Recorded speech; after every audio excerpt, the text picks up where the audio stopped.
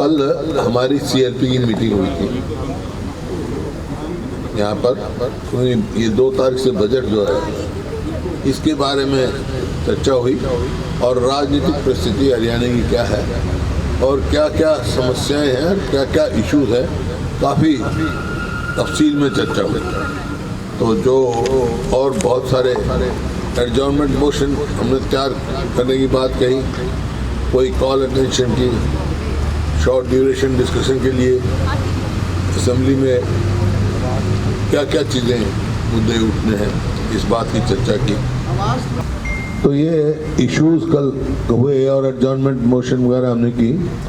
जो आज परिस्थिति है हरियाणा में वो बहुत ही गंभीर रूप लेती जा रही है, चाहे वो आर्थिक स्थिति है हरियाणा प्रदेश की, चाहे बेरोजगारी है, चाहे कानून व्यवस्था है। हर उस पे सरकार जो है पूरी तरह विफल हुई है और लोगों की परेशानी पड़ रही। हर वर्ग जो है बहुत ही ज़्यादा परेशान है। अब जैसे एडजॉर्नमेंट मोशन हमने तैयार किया कि ये जो बेमौसमी बारिश हो रही है, पीछे खरीफ भी खराब हुई और रबी का तो अभी इन्होंने पूरी गिरदावरी भी नहीं करी है। खरीफ का इन्होंने असेसमेंट, हालांकि मैं उससे सहमत नहीं हूँ, नुकसान बहुत ज़्यादा हुआ है, ठीक तरह से गिरदावरी नहीं। इन्होंने असेसमेंट किया कि 550 करोड़ रुपए का असेसमेंट किया किसान को जाएगा। ये मैं खरीफ फसल की बात कह रहा हूँ और किसी भी किसान को अभी कुछ नहीं मिला है, कोई कंपनसेशन नहीं दिया है। और रबी और उनकी खराब हो रही है। रबी में भी अब बेमौसमी बारिश हुई ना, तो निकासी का कोई बहुत ज़्यादा इफेक्टिव कदम उठाए गए हैं। ये बहुतों की तो रबी की मतलब बिजाई भी नहीं हुई, यहाँ इतना काम खराब है।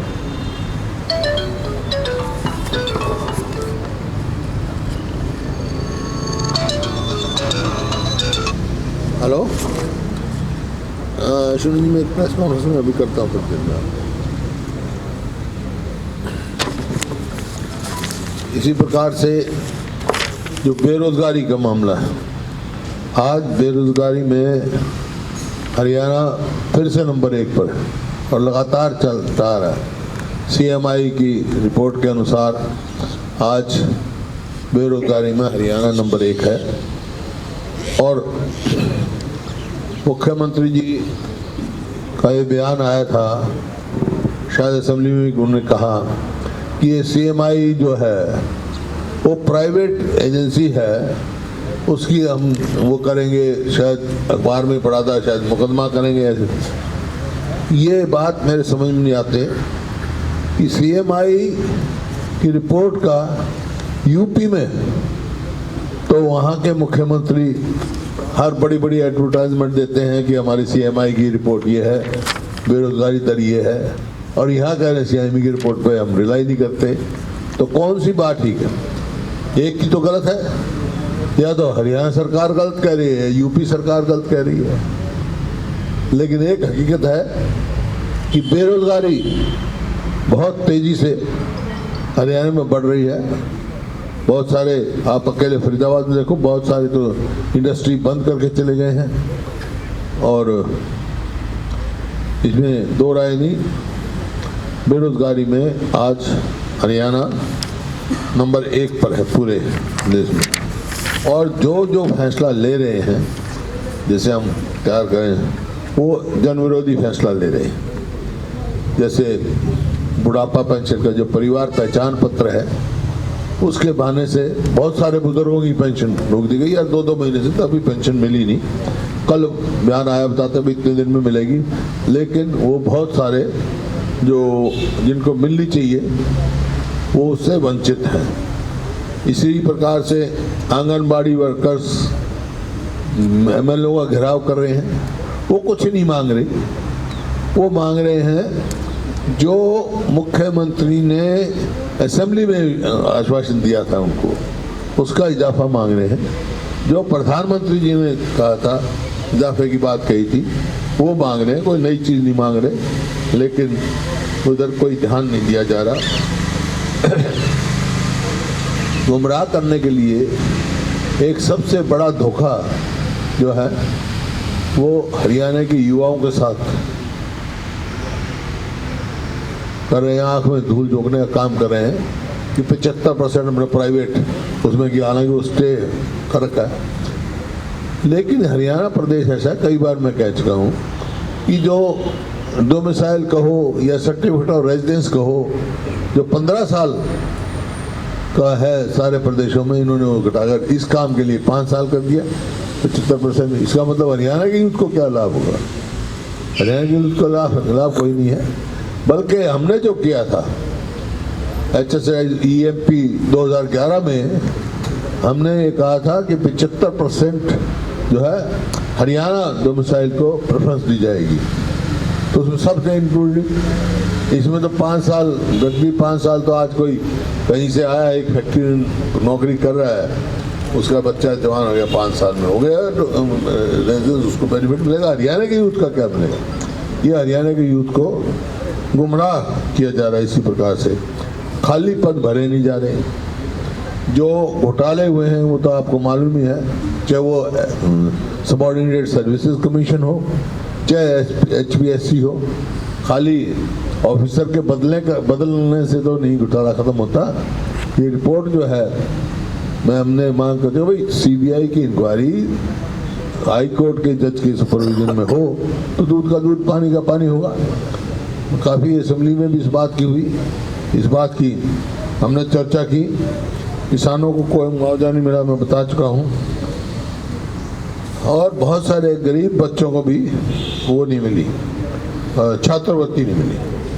और हेल्थ में आज हरियाणा 11वें नंबर पे पहुंच गया, जो कि बड़े टॉप पर था हेल्थ सर्विसेज में, आज 11वें नंबर पे पहुंच गया। अकेले शिक्षा में जो कहते हैं बेरोजगारी क्यों बढ़ रही है, अकेले जो शिक्षा विभाग में है 46,000 पद खाली हैं, 46,000, लेकिन उसके उनके भरने की तरफ कोई कार्रवाई नहीं। बसों की, जैसे बसों की स्ट्रेंथ इतनी कम हो गई रोडवेज की, आम आदमी को कोई ऐसा फैसला इन्होंने किया जो उनके लाभ का हो। और आपका ये देखें, स्टेट लायबिलिटीज जो है वो 2,500 करोड़ ना 2,50,000 करोड़ से ज़्यादा होने जा रही हैं। और ये GSDP के उसमें 30% से ज़्यादा है, जबकि 14-15 में हार्डली 14% था, दुगना। जबकि GSDP और बजट कई गुना बढ़ चुका है, कम होना चाहिए था, लेकिन ये डेब्ट ट्रैप में प्रदेश को धकेलते जा रहे हैं, which is very dangerous for the state. इसी प्रकार से जो आपके इसमें एजुकेशन में जो 6% GSPG का अलॉटमेंट होना चाहिए था, इन्होंने 2% से फालतू कभी किया ही नहीं। और अभी इस बजट में देखेंगे कितना देंगे। इसी प्रकार से हेल्थ के एलोकेशन भी घटी थी पिछली बार, तो अब के मैं उम्मीद करता हूँ कि हेल्थ में, एजुकेशन में, हेल्थ में तो खास तौर पे जैसे कोरोना काल से गुजर रहा है प्रदेश, इसमें एलोकेशन बढ़ाएं और सोलर उस पे एनर्जी पे जो है वो करें। रूफ टॉप्स पे शहरों में लगा रहे हैं, तो गांव में भी वो स्कीम लाना चाहिए। दूसरा जो इन्होंने जो बनाया भाई लाल डोरे की ज़मीन का रजिस्ट्रेशन करेंगे, वो जो परिवार पहचान पत्र के चक्कर में जो ये कर रहे हैं वो बड़ा उसमें झगड़ा पैदा कर रहे हैं आपस में। जैसे एक मकान है उसमें 5 भाई रहते हैं, 5 भाई हैं, तो वो एक आदमी के नाम करेंगे, कल को होगा झगड़ा तो वही रह गया, एक आदमी का नाम लिख देते हैं। ऐसे बहुत इस बात उसको कन्फ्यूज़न है, उसको दूर करना चाहिए इनको। वो उस तरफ कोई ध्यान इधर उधर नहीं दे रहे। और जो आपका बजट का जैसे मैं चर्चा कर रहा था, डेब्ट जो है which was 17.35 of consolidated fund in the year 13-14, वो 30.80 को एक्सीड कर चुका है 20-21 में, और 22 में अब क्या होगा देखते हैं। इसी तरह रेवेन्यू डेफिसिट जो नील होना चाहिए था अब तक, जो लेके आए थे जीएसडीपी का 1% के करीब था पहले, वो भी बढ़कर 3.83 हो गया 20-21 में, 21-22 में। तो इस प्रकार से ना आमदनी बढ़ रही है इनकी, कर्जा ही कर्जा बढ़ाए जा रहे हैं। फिस्कल डेफिसिट जो है वो 2% था जीएसडीपी का, वो आज 3.83 हो गया, बढ़ता जा रहा है। तो डेब्ट ट्रैप में प्रदेश को धकेला जा रहा है, जबकि कोई ऐसा प्रोजेक्ट दिखाई नहीं दे रहा जो हमारे को लगता हो भाई यहाँ ये खर्चा कर रहे हैं, ये आ रहा है। हालांकि कैपिटल एक्सपेंडिचर जो है वो जो 13-14 में था वो तो 54,675 करोड़ था, और 21-22 में ये जो है 8 साल के बाद दुगना ही हुआ है, जबकि होना चाहिए कई साल। तो इस प्रकार से कोई भी इनका चाहे आंकड़े उठाओ चाहे परफॉर्मेंस उठाओ, एक किस्म से नॉन परफॉर्मिंग गवर्नमेंट और डेब्ट ट्रैप में फंसाते जा रहे हैं प्रदेश को, और ये प्रदेश के लिए अच्छा नहीं है। कोई रूरल उसमें डेवलपमेंट में कोई अनाउंसमेंट नहीं है, एग्रीकल्चर सेक्टर में कोई अनाउंसमेंट नहीं है, कोई उसमें नहीं है। और सड़कों का तो हाल आपको पता ही आज प्रदेश में क्या है। मैंने पहले भी सवाल उठाया था कि भाई सड़क का ठेका जो मैंने सुनाया है उस बात को क्लैरिफाई करना चाहिए। जो पीडब्ल्यूडी की सड़कें हैं वो पूरे प्रदेश की 2 पार्टियों को दे दी गई, और वो काम भी नहीं हुआ उनका। आज परफॉर्मेंस क्या है उनकी? परफॉर्मेंस की किसी के पास रिपोर्ट नहीं है। तो मैं तो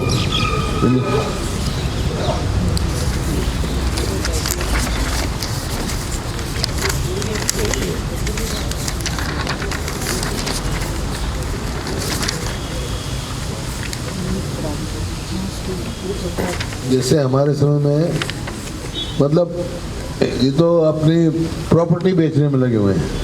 हमारे समय में जो एग्रो मॉल बने थे वो एग्रो मॉल के बेचे हैं, वो जिस पर्पज से बनाया था भाई किसान लाए अपना सामान बेचे, उसको किसान को भी फायदा हो, जो खरीदार हैं कंज्यूमर को भी फायदा हो, ताज़ा वो मिले और जल्दी मिले।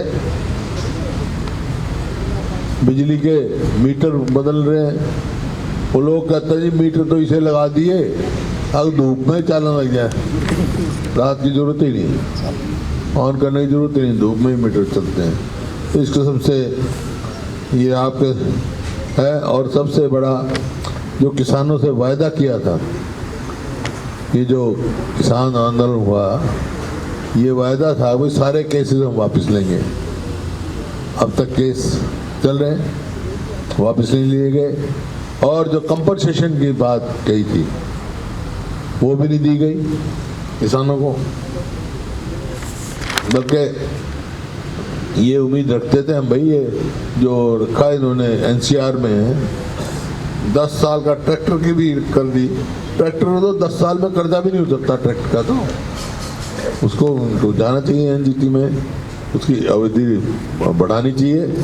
और जो वायदा किया था पिछले सेशन में कि भाई एक कमेटी बनाएंगे हम, हाई पावर्ड कमेटी, क्योंकि on the floor of the house ये कहा गया था कि भाई कोई भी ऑक्सीजन कमी से डेथ नहीं हुई कोरोना उस पीरियड में। जब हमने सबूत दिए, आप लोगों के लिखे हुए अखबार दिए कि भाई कोरोना में डेथ हुई है अलग अलग दिनों में, तो ये वायदा किया था भाई एक हाई पावर्ड कमेटी बनाएंगे, हर डिस्ट्रिक्ट में जाएगी और वो फिर से ये रिपोर्ट देगी। वो कहाँ कमेटी है?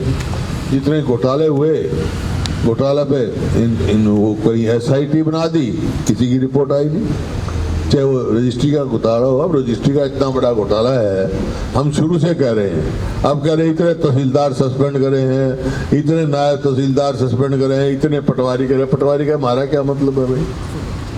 पटवारी का हमारा क्या मतलब है? रजिस्ट्री कराए करिए। तो हम तो शुरू से कह रहे हैं, और अब भी मैं कह रहा हूँ, ये इतना बड़ा घोटाला है रजिस्ट्री का कोरोना काल में, हजारों करोड़ का।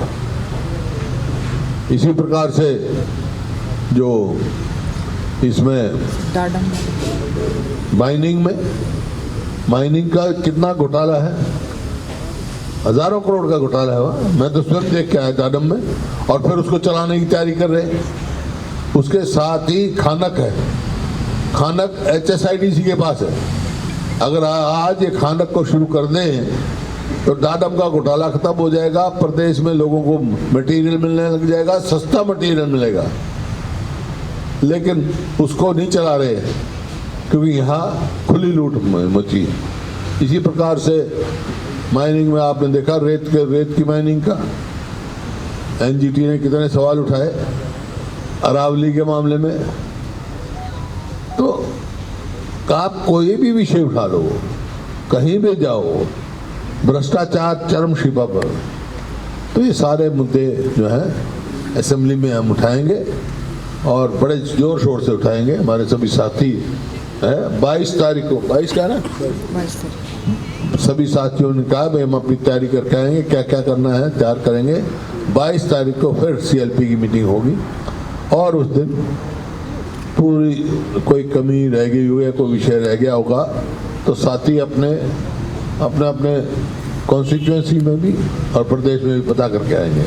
जैसे मैंने बताया अभी, कंपनसेशन का 550 करोड़ कह दिया खरीफ की फसल का, और अभी का तो अभी गिरदावरी नहीं कराई, 1 पैसा नहीं गया। कब जाएगा भाई? अगले की एक फसल खराब हो गई, अब दूसरी फसल खराब हो गई। मतलब किसान तो इतना परेशान है, और MSP मिलती नहीं उसको। MSP की तरफ कोई ध्यान ही नहीं, कोई ऐसा फंड नहीं बनाते जो MSP का गैप ये पूरा कर सके। तो इस वास्ते ये इन टोटलिटी है। प्रधानमंत्री फसल बीमा योजना में भी एकदम, हाँ, ये प्रधानमंत्री फसल बीमा योजना में भी बिल्कुल लोग परेशान हैं, कोई उनको उचित वो नहीं मिलना। तो कोई ऐसा कदम ये नहीं उठा रही है। तो इवेंट मैनेजमेंट करते हैं। This government is perfect in doing event management, advertisement, and मतलब इनका यही है, एक ही पॉलिसी ने पकड़ रखी है इवेंट मैनेजमेंट के द्वारा। Look busy, do nothing, this is their policy of this government. Nil performance. तो इस हमारे सारे साथी इस बात को बड़ी जोर शोर से उठाएंगे, और इस सरकार के जो है पोल खोली जाएगी, क्या है असलियत विधानसभा में बता दी जाएगी।